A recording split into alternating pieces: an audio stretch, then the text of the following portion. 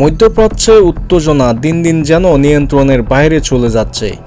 Islamic revolutionary guard IRGC জানিয়েছে, ইসরায়েলের বিভিন্ন গুরুত্বপূর্ণ লক্ষ্যবস্তুতে নতুন করে ক্ষেপণাস্ত্র হামলা চালিয়েছে ইরান।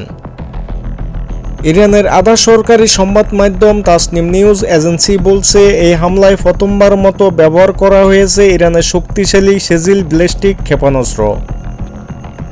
ইরান বলছে, 28 ফেব্রুয়ারি আমেরিকা ও ইসরায়েলের আগ্রাসন শুরু হবার পর এই প্রথমবার মতো সলিড ফুয়েল ক্ষেপণাস্ত্র ব্যবহার করা হলো।